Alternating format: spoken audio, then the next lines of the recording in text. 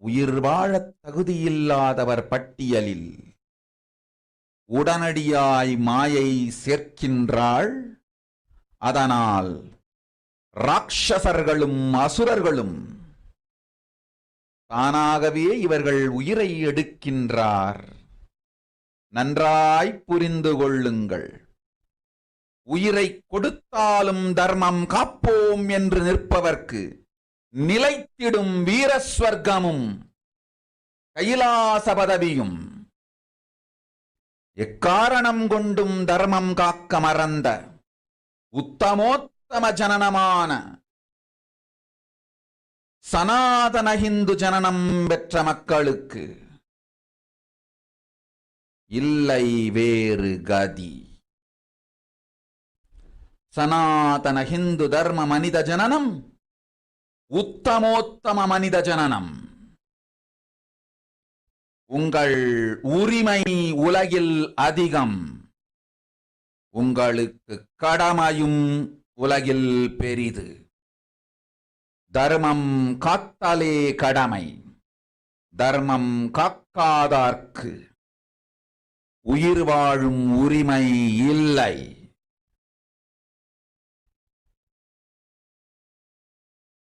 நன்றாய் புரிந்து கொள்ளுங்கள்.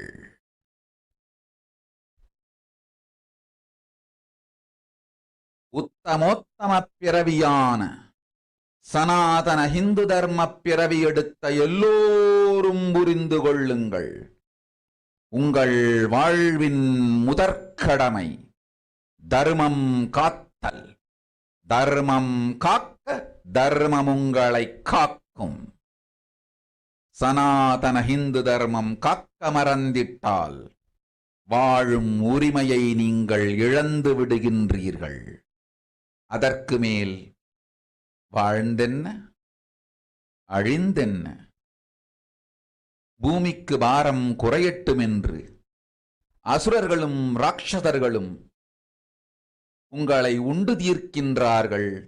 அதையும் மாயை கண்டு சும்மாவிருப்பாள்.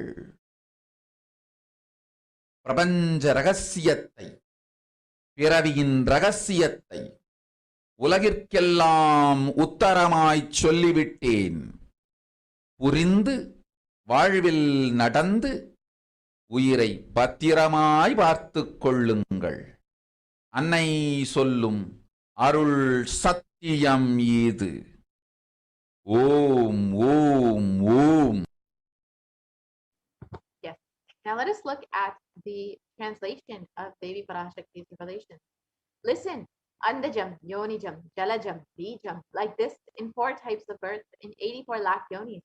In all these births, the most greatest birth of them all is the human birth.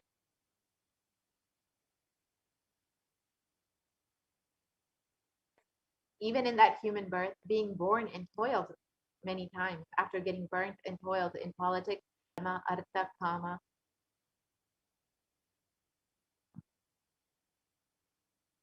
and those who decide of not wanting this birth, wanting only moksha, only those will have the Hindu Dharma Yonijam, the Sanatana Hindu Dharma Yonijam of being born to Hindu parents.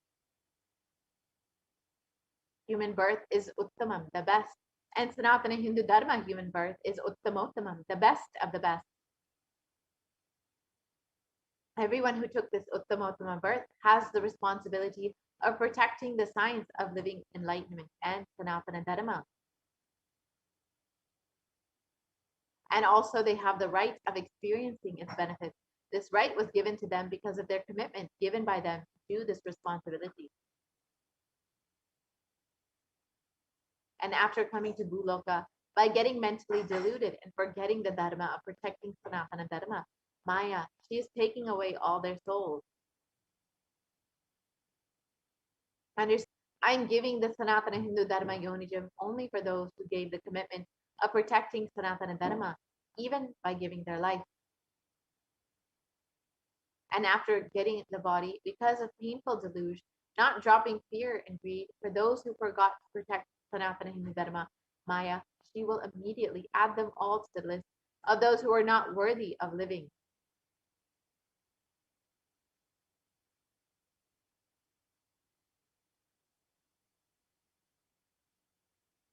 Therefore, Rakshasas and Asuras are automatically taking away their life. Understand properly. For those who stand that even by giving their life, they will protect Dharma, will permanently have Veerasvarga and Kailasa Padavi.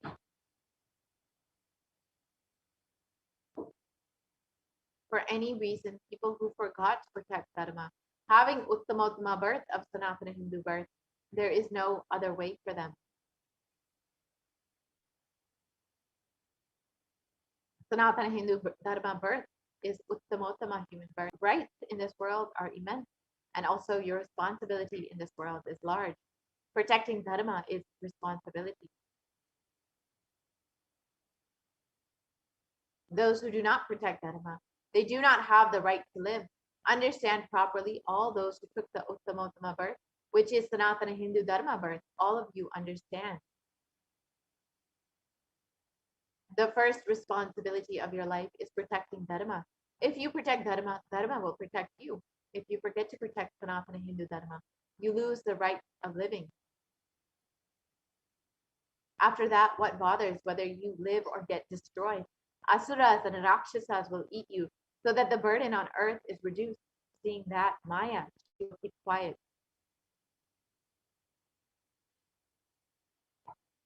So Devi Parashakti has revealed that Hindu birth, the being born to Hindu birth, parents, is the best of the best births, the Uttamottama birth.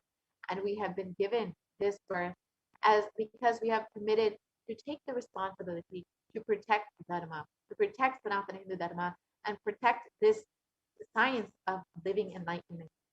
So now let us understand more about the responsibility of Hindus and why we need a Hindu nation.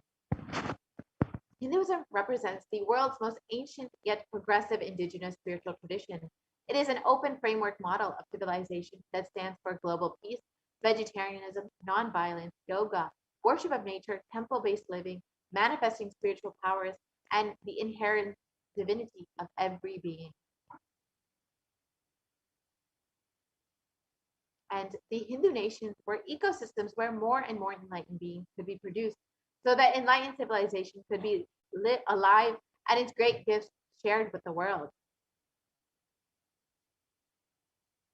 So now let us look at some of the references of Hindu nations from our Hindu scriptures.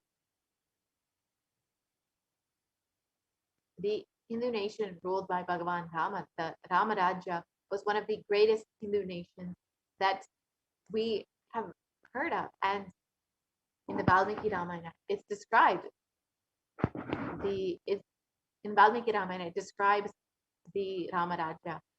There was no widows to lament, nor there was any danger from wild animals, nor any fear born of diseases. The world was bereft of thieves and robberies. No one felt worthless, nor did old people perform obsequies concerning youngsters. Every creature felt pleased. Everyone was intent on virtue, turning their eyes towards Rama alone. Creatures did not kill one another. And the description continues on. People survived for thousands of years with thousands of their progeny, all free of illness and grief. The trees there were bearing flowers and fruit regularly without any injury from pests or insects. The clouds were raining in time, and the wind was delightful to the touch. Every caste was performing their own duties, satisfied with their own work and bereft of any greed. People were intent on virtue and lived without telling lies. All the people were endowed with excellent characteristics.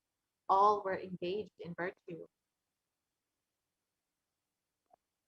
And one of the other famous Hindu kingdoms was the Hastinapur kingdom, ruled by Yudhishthira, and it's infamous for its prosperity and wealth and the abundance of every citizen.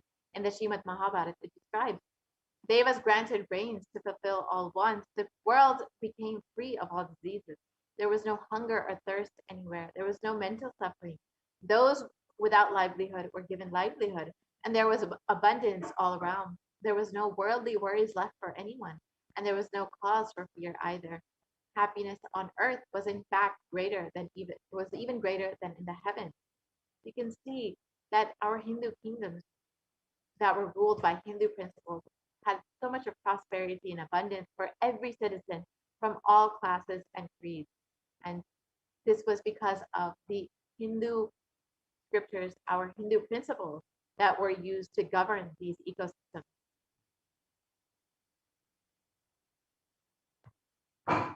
And the Hindu nation,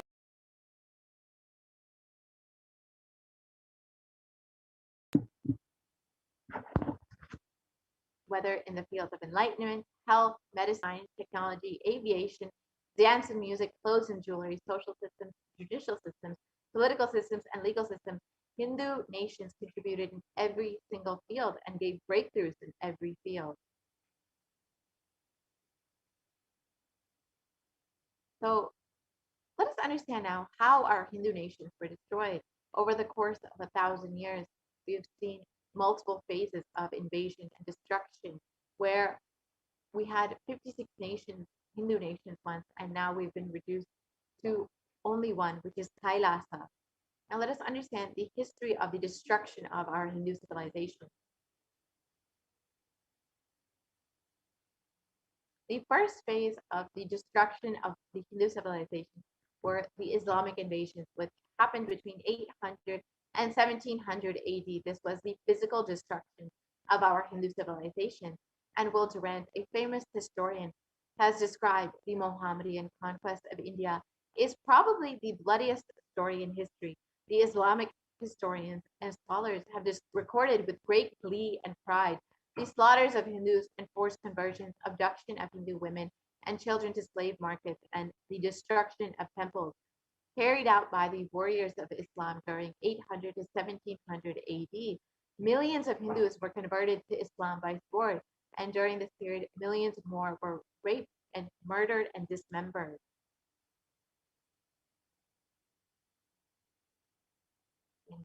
The Islamic law prescribed for Hindus, as conveyed by Khilji, has described that Hindus are like mud. If silver is demanded from them, they must, with greatest humility, offer gold. If a Mohammedan, the Hindu should open it wide for that purpose. God created Hindus to be slaves to the Mohammedans, and the Prophet hath ordained that if the Hindus do not accept him, they should be imprisoned, tortured, and finally put to death, and their property confiscated. To keep Hindus in abasement is especially a religious duty because they are the most inveterate enemies of the Prophet. You can see from these descriptions how barbaric this invasion was, how it physically destroyed the Hindu civilization. The next phase of the destruction of the Hindu civilization, and during the Islamic invasions, over 200 million Hindus were slaughtered by the Muslim invaders. Over 100,000 Hindu temples were destroyed, and over 1 million deities and scriptures were destroyed. And it was described that the conquering armies burnt villages, devastated the land, plundered people's wealth, took Brahmins and children and women of all classes captive, flagged them with thongs of rawhide, and carried a moving prison with them and converted the prisoners into obsequious Turks. So you can see just from these numbers how destructive, how barbaric these invasions were. And this saw the physical destruction of the Hindu civilization. The next phase was the psychological destruction of the Hindu civilization, which was the British occupation between 1700 and 1947 AD. This was the economic and psychological destruction of the Hindu civilization.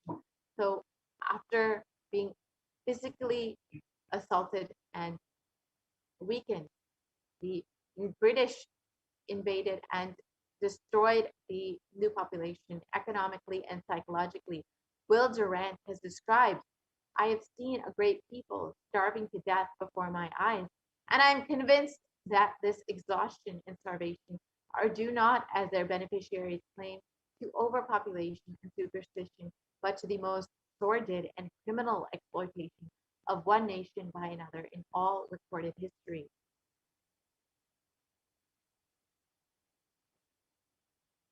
And during the British occupation, the British Empire used all possible means to destroy the Hindu civil and cultural institutions in order to delegitimize and demoralize the indigenous people of India so that they would become slaves in their own homeland. This included discriminatory laws to instill feelings of inferiority,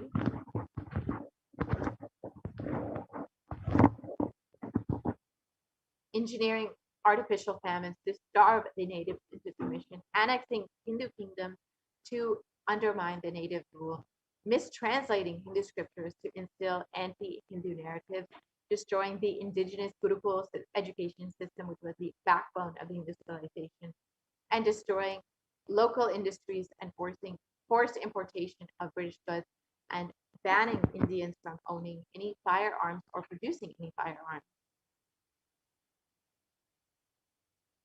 And during the British occupation, over $45 trillion was looted from India over the course of 200 years. Hindus were put to death due to artificial famines and imposed poverty by the British policies, and over 680 native kingdoms were usurped by the British Raj. And Shashi Tharoor of the Indian Parliament has described that the British came to one of the richest countries of the world, and over 200 years of exploitation, looting, and destruction have reduced it to a poster child of third world poverty. And the next phase was the secularization of India, which happened after the independence of India, from 1947 till present day. And this has been ruled by brown faces, British attitudes and policies towards Hindus. And Nehru, the first Prime Minister of India, one of the first leaders of the free so-called secular India, has described what a disgusting, savage people we are. Politics, progress, socialism, communism, science. Where are they before the black religious savagery? India can never be a Hindu republic. And B.R. Ambedkar has described, who was the first law minister and principal architect of India, of the Indian Constitution, has described, if Hindu Raj does become a fact, it will no doubt be the greatest calamity for this country. No matter what the Hindus say, Hinduism is a menace to liberty, equality, and fraternity. It is incompatible with democracy. Hindu Raj must be prevented at any cost. And despite India being secular or so-called secular, you can see that this ecosystem was clearly anti-Hindu. The primary rulers, the first rulers, the leaders of the so-called free secular India had completely discriminatory ideas and prejudice against the Hindu population. And the modern Indian legal system, academia, and media all systematically undermine, suppress, and delegitimize Hindu institutions and culture. India's constitution has, and they have done this through various ways. India's constitution has established government control and taxation over Hindu temples, schools, and other institutions, while other religions still remain free from this interference. And Articles 26 through 30 of the Indian Constitution discriminates directly against Hindus by giving special rights and benefits to non-Hindus. And this includes government benefits as well as scholarship and more. And Hindu kingdoms and self-governance has been abolished in the secular India, and anti-superstition laws have been passed to criminalize Hindu practices and rituals. And mainstream Indian academia have described Hindus as sexist, racist, backwards, and oppressors. And these negative media portrayals have been shown in Bollywood as well as TV.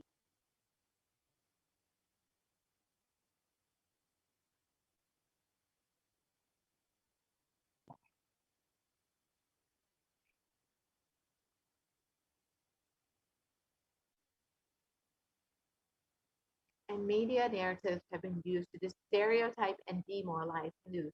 Bollywood and other mainstream media outlets consistently portray Hindus and Hindu gods and gurus as cartoonish, dishonest, corrupt, sex fiends, and in a manner similar to the British imperial propaganda. Media narratives are used to shape human consciousness, and racist British colonial stereotypes portraying Hindus as superstitious, corrupt, and are perpetuated by their British brown successors in modern day India, completely unabated. You can see some of the examples of media portrayals of Hindus and Hindu gods in these photos here.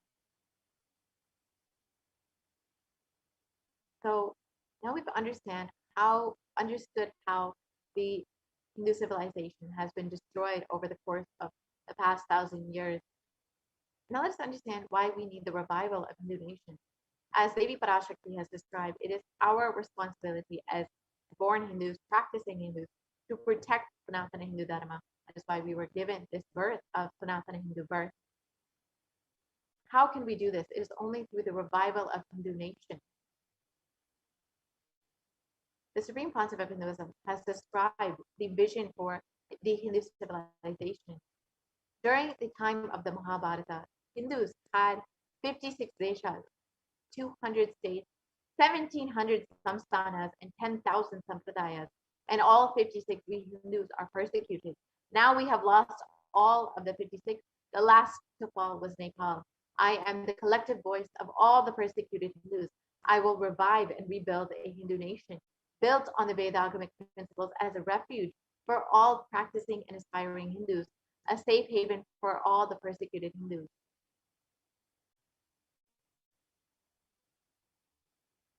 And so what is Kailasa?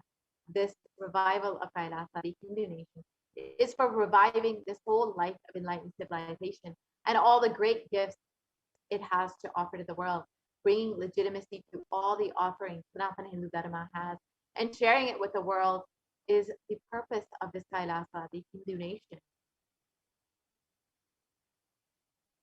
And Kailasa is the revival of the cosmic constitution. Kailasa is the model nation of how enlightened civilization should be living and administer politics, judiciary, education, economy. Everything will be revived as Paramashiva revealed in the Vedagamas, the Sanatana Hindu Dharma scriptures.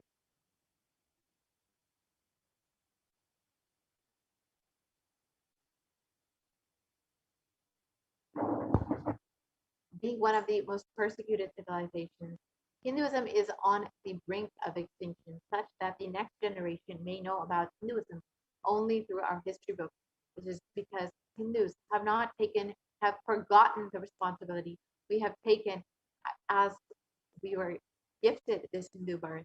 We've forgotten this responsibility as Devi Parashakti has described. So what can we do to stand up for Hinduism now, the Hindu civilization, and all that it has offered to the world? Today, Hinduism is a political orphan. The preservation and restoration of Hinduism's spiritual and cultural heritage is impossible without a national identity. So what can we do to save Hinduism? Let us reclaim our Hindu identity. As Devi Parashakti has described, we were given this birth, this Hindu birth, to protect Sanatana Hindu Dharma and to enjoy all the great gifts it has to offer to the world. We need to understand that Hinduism is responsible for our successful life. If you are a Hindu and you are wealthy, healthy, rich, successful, peaceful, happy, respectable, have a stable family life, and have the best mental setup, you need to understand that Hinduism is responsible. Your Hindu identity is responsible. The Hindu scriptures are responsible. It is the Hindu scriptures which have given us the best mental setup and all the best things we Hindus have. Our Hindu scriptures are responsible for this. And Hindus are among the richest and most successful ethnic communities in the world. Hindu scriptures, Hindu lifestyle, our enlightened mass for this. The Hindu thought currents are responsible for this. And in the Hindustan Times, it was reported that Hindus are the most educated religious group in the US, according to Pew study reports.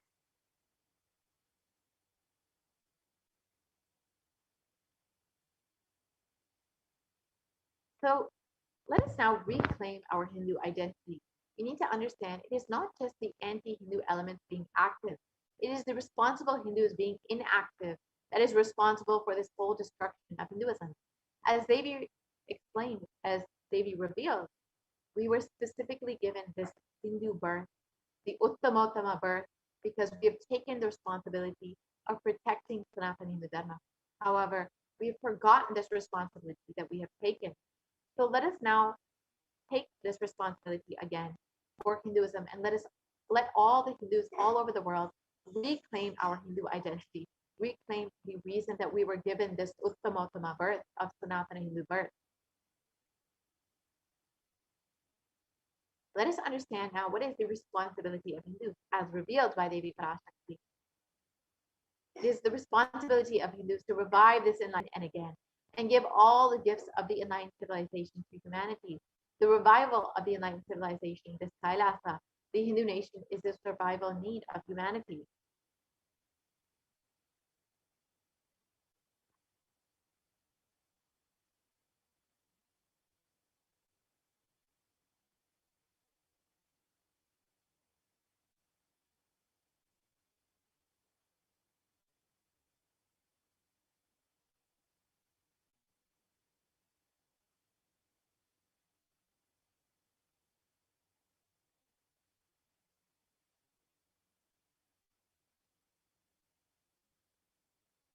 We can move to the next slide, please.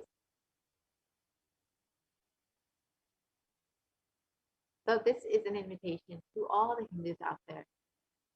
We are inviting all the Hindus, the born Hindus, the practicing Hindus, those who are sympathetic towards Hinduism, those who are curious about Hinduism, those who want to explore and enjoy Hinduism.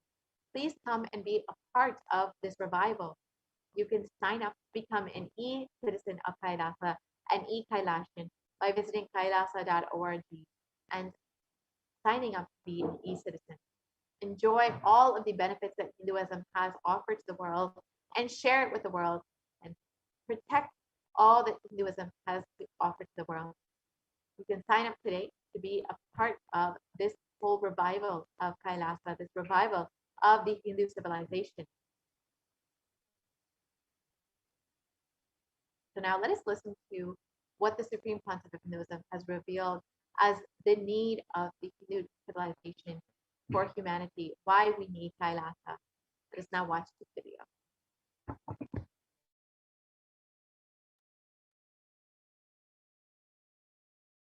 Contribution. Hinduism, Veda Agamas have great things to contribute to the world.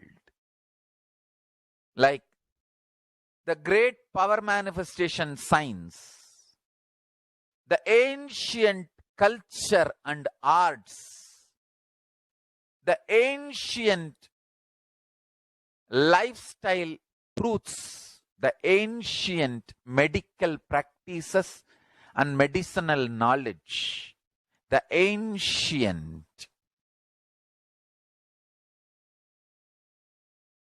indigenous cultural heritage and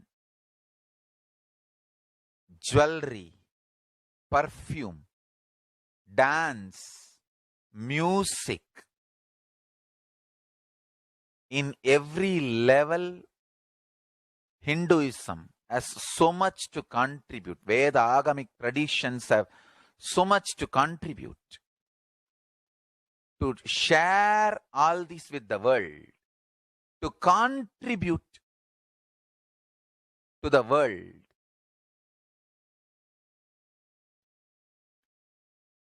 Hindus need to tell the world what they are contributing in every level. The brand of Hinduism itself is enriching and empowering and enlightening. Hinduism is all about enlightening the world, empowering, enlightening, enriching the world, contributing.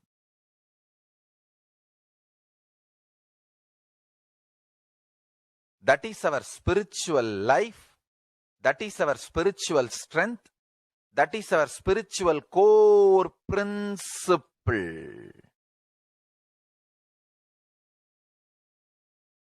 O humanity,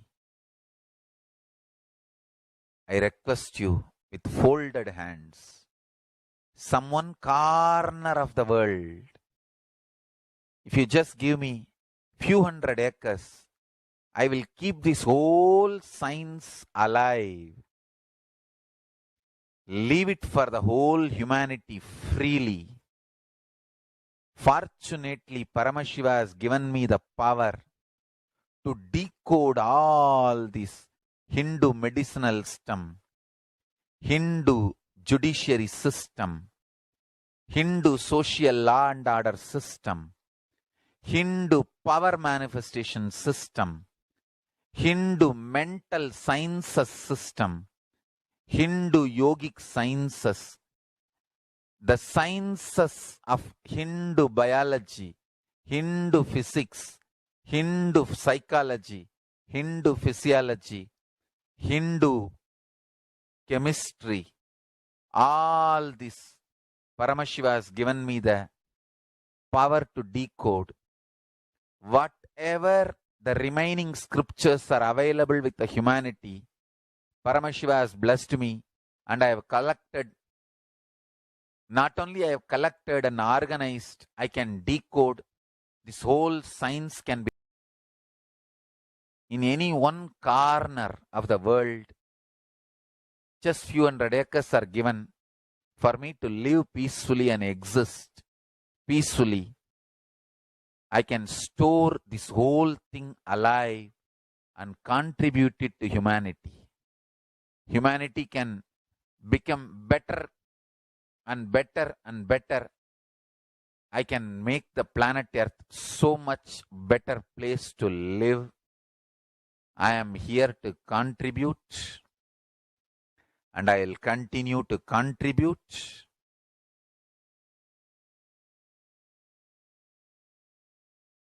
As long as I am allowed to live, I will contribute. I have collected all the remaining available scriptures, maybe 2 crore books. 2 crore means 20 million, I think, books on Hindu physics, Hindu chemistry, Hindu biology, Hindu physiology, Hindu psychology, Hindu law and order, Hindu social system, the manifestation sciences of Hinduism, yogic sciences of Hinduism.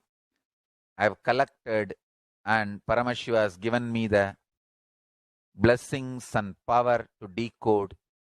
I have decoded and continuing to decode them. If the humanity, somebody is kind enough, few hundred acres in one corner of the world, and let me live peacefully, I can keep all the scriptures there and go on sharing with the world, revealing this whole sciences to the world, and go on contributing. I don't need anything other than 1 cup of curd rice every day. That's all. A cup of curd rice per day over. I can go on be giving this to the world. I can add to the world. I can make the world better place to live. That's all I have to say.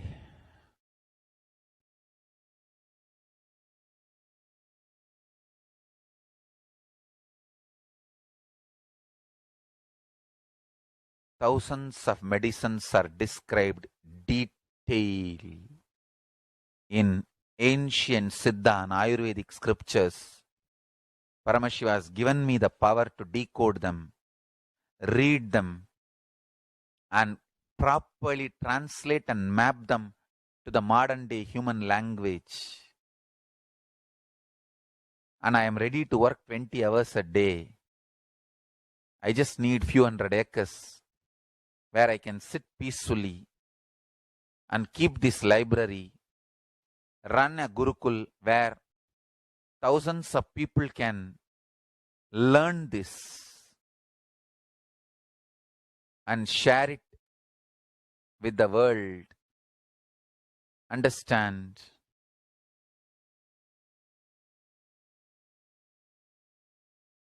I am only interested in contributing.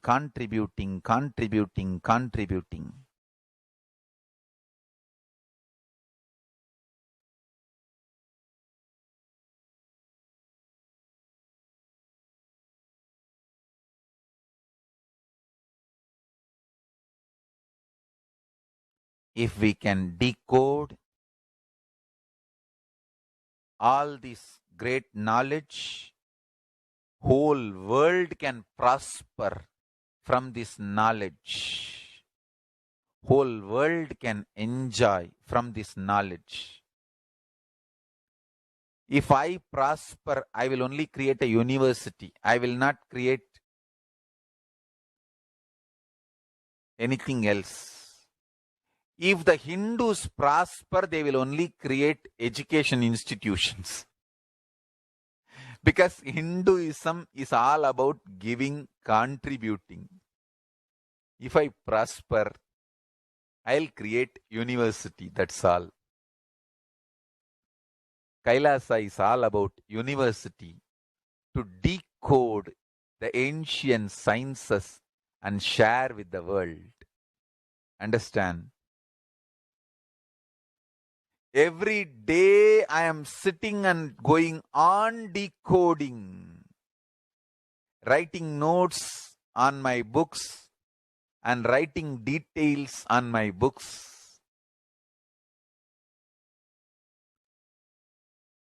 Whether it is making human beings manifest powers, and I have also now started downloading and decoding the science of making animals manifest powers. Whether making people manifest powers or healing,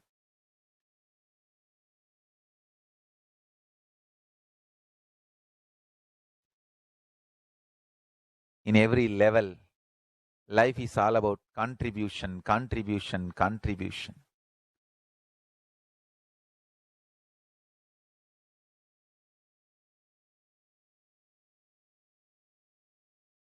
Yes.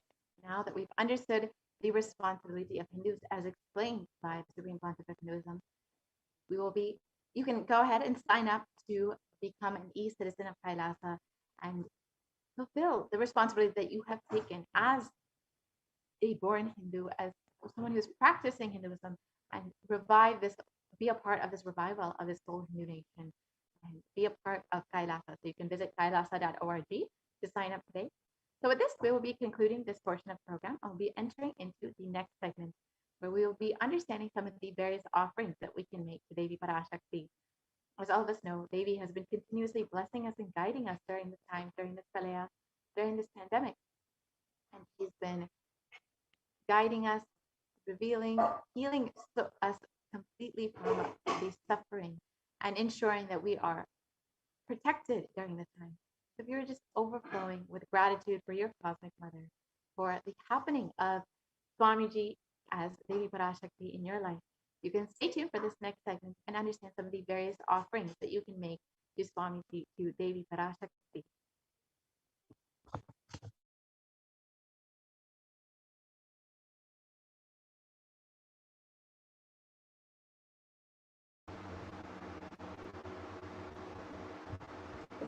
Nithyananda.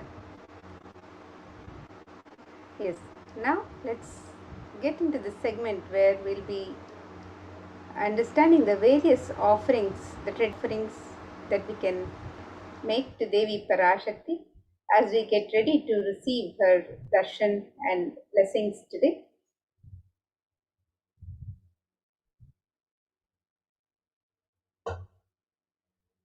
In the Hindu tradition, the offering of the gift to the divine is an expression of pure sacred sentiments. It's an expression of the love, devotion, and gratitude of the devotee to the divine as they prepare to receive the darshan of the divine.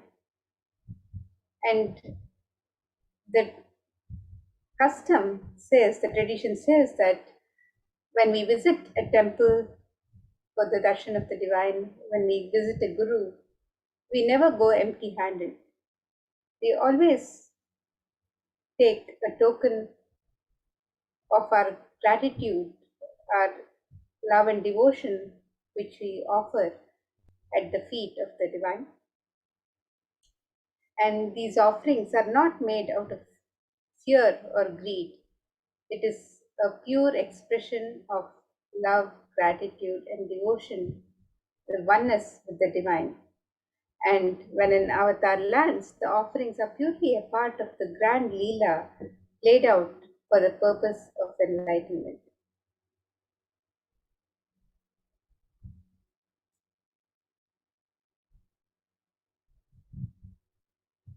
And as we get ready with the traditional offerings for Devi Parashakti, let us contemplate on this beautiful description of the grace and splendor of Devi Parashakti.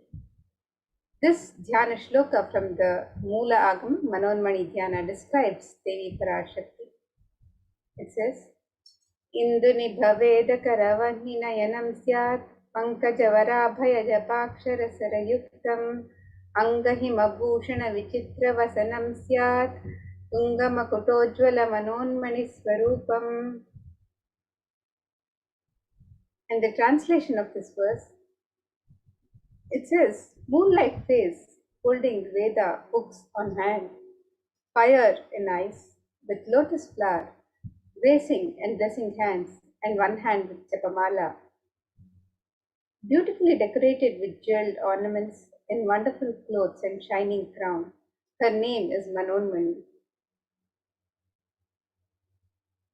And another verse which describes Devi Parashakti, again from the Moola Agama Manonmani Dhyana.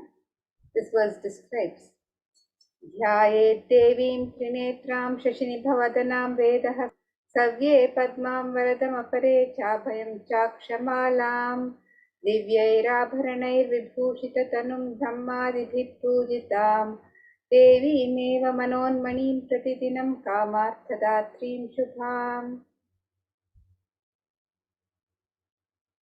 And the translation for this verse. I meditate on Devi with three eyes, glowing like a moon and holding the Veda, lotus, and gracing with blessing and gracing hands.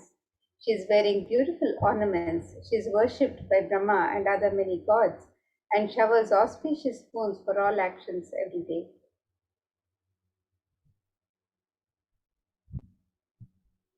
And in the Hindu tradition, the divine element of gold is mentioned in all of our scriptures and is used in abundance in all of the offerings for the divine, in the worship of the divine, and in the temples, the decorations, and the many sacred rituals. So let us look at the scriptural reference from Atharva Veda, which describes the significance of the divine element of gold. And this verse describes Tredajatam janmanedam hiranyam agnirekam priyatamam babhuva somasya parapatata apamekam veda samreta ahutatte hiranyam trividastavai vishe. The translation of this verse, triply born by birth is this gold, from the atoms of Agni is one. It becomes dearest to Agni. One fell away from the Soma when it was hurt. One they call the seed of virtuous and powerful Apa, the watery molecules. Let that triple gold be for your long life. The gold is a divine element in the Hindu tradition. It purifies anything it touches. It is an element of great spiritual significance and spiritual power, of healing and enlightening. The vibration of gold has the power to infuse sattva energy and positive thought currents in anyone who wears it and in anyone who sees or operates in its vicinity. Gold is present in all the Hindu scriptures, the Agamas, Vedas, Shrutis, Smritis, Itihasas, Puranas. In all the Hindu scriptures, it is abundantly displayed that gold is the purest metal which purifies our being. In the Hindu civilization, everything was built in gold, exchanged in gold. Ritual feasts were offered in gold bricks. When one was to be saved from life-threatening illnesses, gold was offered as a ritual fee. Gold was in abundance and used for weighing equivalent amounts of commodities, including cows. Kingdoms were built with huge doors of gold. The streets would have huge columns and huge archways made of. The horses and cows were dressed in gold. And Hindu civilization thrived on the banks of rivers of gold. The river was called Hiranmaya, the river of gold in Rig Veda. The river Saraswati was called Hiranyavartini in Atharva Veda. Gold is the supreme element for offering gifts to the ones you love and revere. Temples are constructed and paved in gold. Deities are made in gold because it preserves the enlightenment energy for thousands of years and it lasts forever.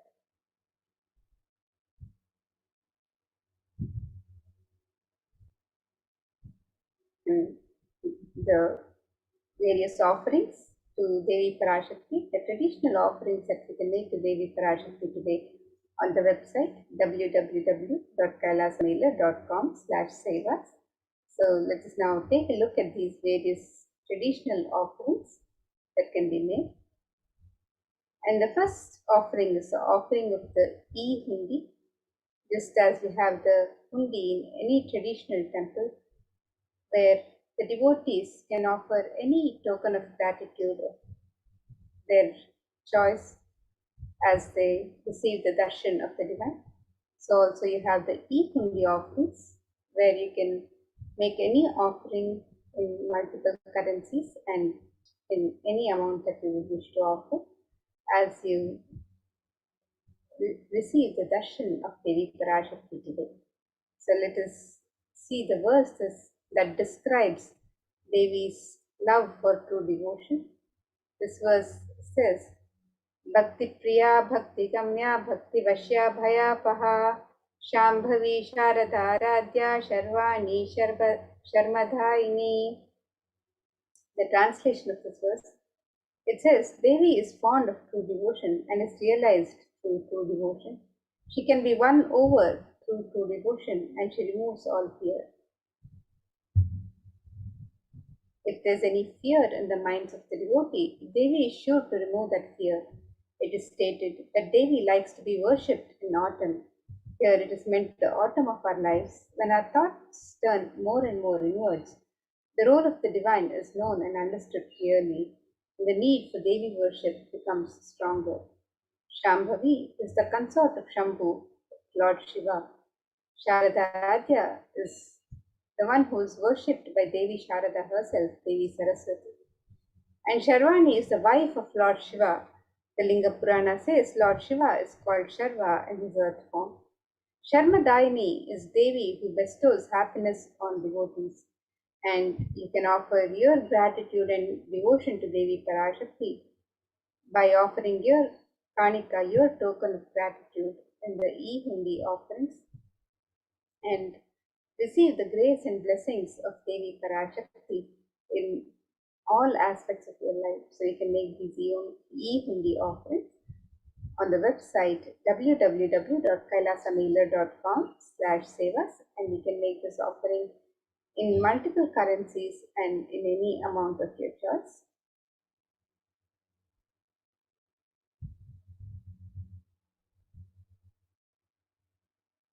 And the next offering to Devi Parashakti is the offering of the Sankalpa chanting, the conscious resolution. And in the Devi Mahatmyam, chapter 12, verse 34, it describes that the goddess enchants this universe and she herself gives birth to this universe. That goddess, being prayed without interest in anything, gives that knowledge that leads to salvation and gives wealth in the materialistic sense. And you can make this offering of the conscious resolution, the Sankalpa, and Devi showers her blessings for the fruition of all the desires and wishes of the devotee. So you can make this offering on the website www.kailasamela.com/sevas.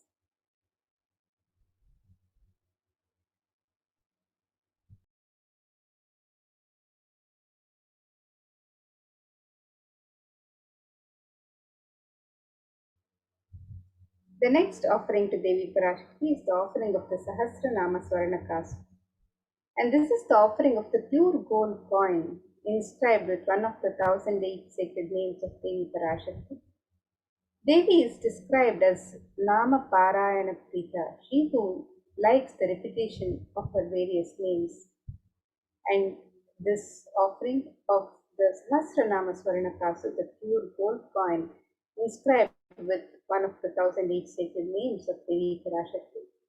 This is a very special and unique archana offered to the Mahameru of Devi Parashakti, and we can make this offering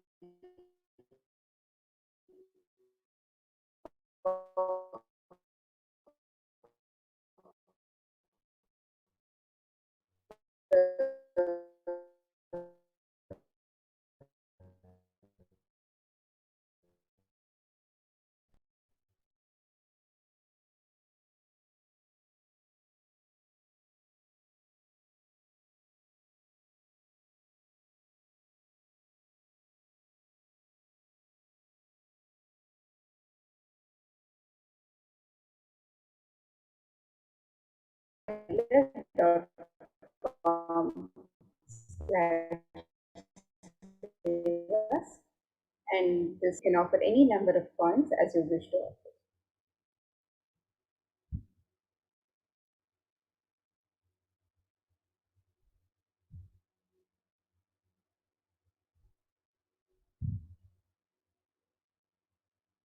And the next offering to Devi Parashakti is the offering of the Mukta Anguti, the gold finger ring embedded with pearl. And Devi is described as the one who is adorned with pearl. So let us look at this verse which describes Devi's beauty and splendor and how she is adorned with pearls and gems. This verse describes मुक्ताहारलसत्किरीटरुचिरां पूर्णेन्दुवक्त्रप्रभां शिञ्जन्नूपुरकिङ्किणिमणिधरां पद्मप्रभाभासुरां सर्वाभीतफलप्रदां गिरिसुतां वाणीरमासेवितां मीनाक्षीं प्रणतोऽस्मि सन्ततमहं कारुण्यवारां निधिम्. The translation of this verse: I bow to the goddess Meenakshi, whose crown has garlands of pearls and the face shining like a full moon, who wears anklets that are studded with gemstones and has small bells, who is shining like the splendor of lotus, who grants all the wishes, the daughter of the mountain, who is worshipped by goddesses Vani and Rama. I remain ever bowing to the goddess Meenakshi, the ocean of compassion. And you can make this offering of the pearl finger ring, the gold ring embedded with pearl, and receive the blessings to be showered by the compassion and pure love of Devi Parashakti in all of your business endeavors. So you can make this offering of the Mukta Anguti on the website www.kailasamailer.com/sevas, and you can make this offering in 3 different sizes. And you can offer the pearl finger ring. It's a gold finger ring embedded with pearl, the Mukta Anguti, to Devi Parashakti.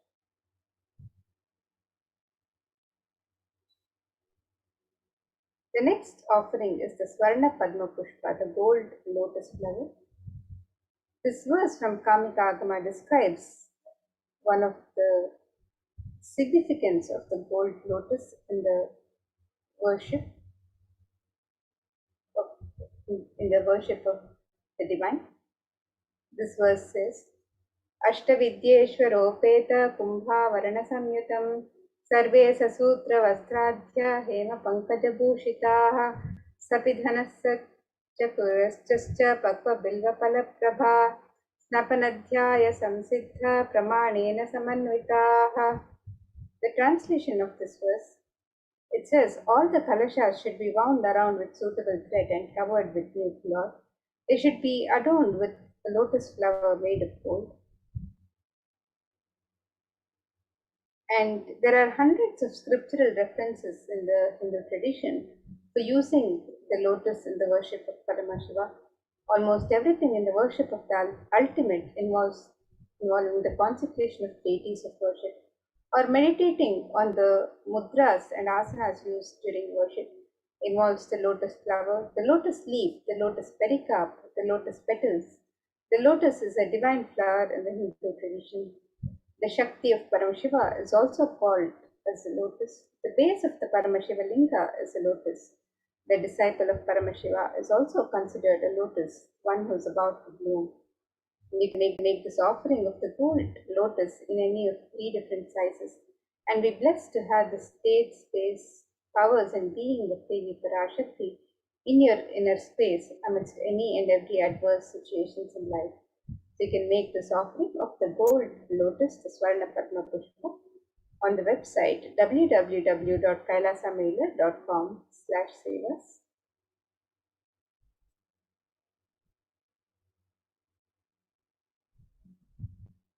The next offering to Devi Parashakti is the offering of the Swarna Metti, the gold touring. And this verse from the Saundarya Lahari describes the beautiful lotus feet of Devi Parashakti. It says, Nakadhididit Sanchanna Namajjanatamo Guna Padadvaya Prabhajala Parakrita Saroruha. The translation for this verse, it says, You whose brightness from the toenails destroy the darkness of ignorance from the minds of your devotees who prostrated your feet. You whose brightness from your 2 feet overpowers that of the lotus flower too. And you can make this offering of the Swarna Metti, the gold flooring, to Devi Parashakti, to adorn her sacred lotus feet, and to be in constant gratitude for receiving her blessings in even the most difficult aspects of life. So you can make this offering on the website www.kailasamailer.com/sevas.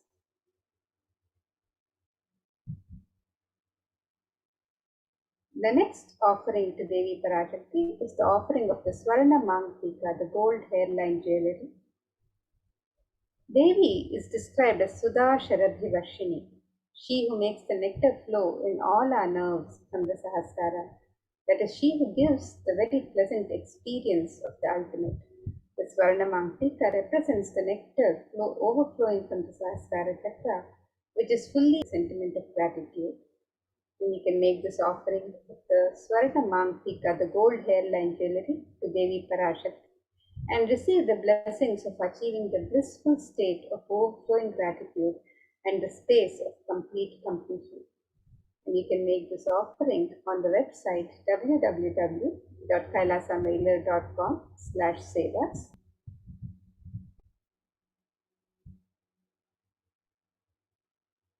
The next offering to Devi Parashakti is the offering of the Pratyaksha Pada Puja.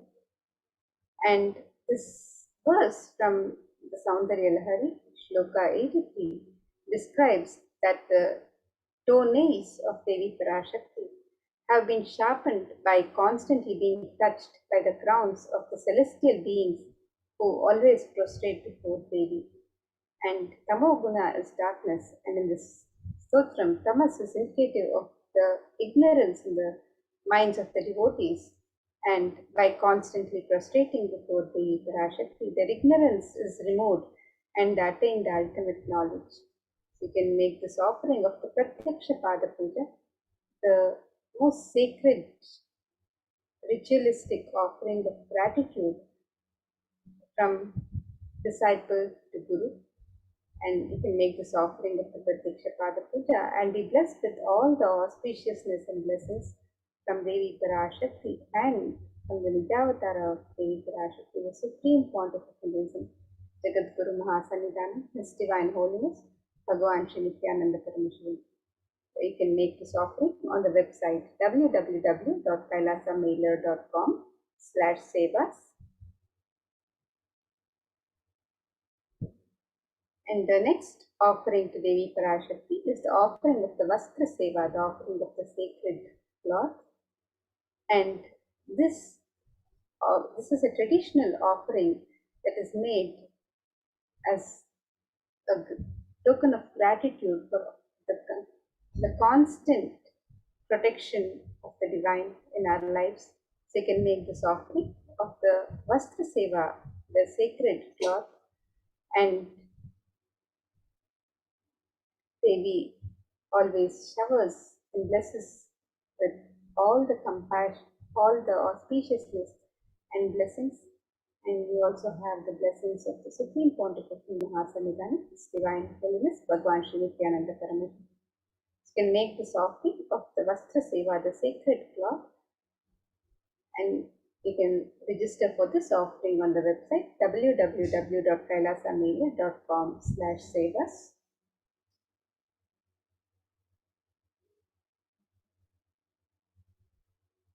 So here you can see a summary of the various traditional offerings that can be made on the website www.kailasamelia.com/sevas.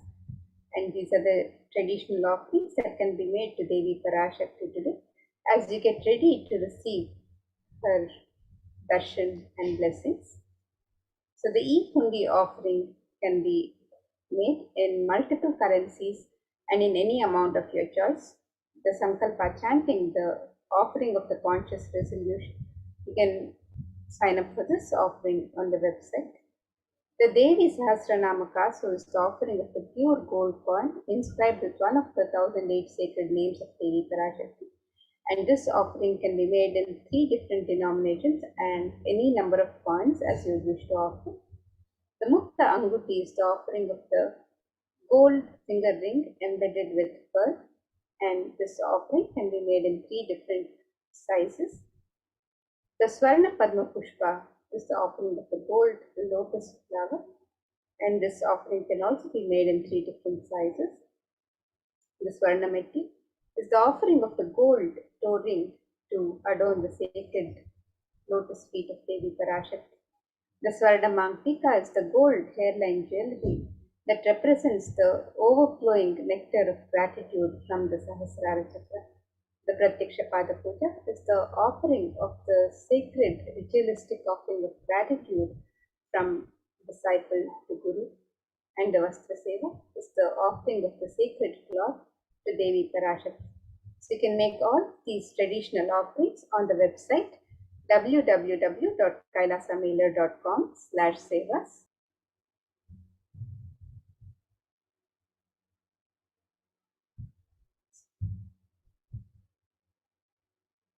So here you can see the website www.kailasamelia.com/sevas. And as you scroll down, you can make the offerings on the links on step 2. So for the e-hundi offerings, you can click on the link on step 2 for e-hundi.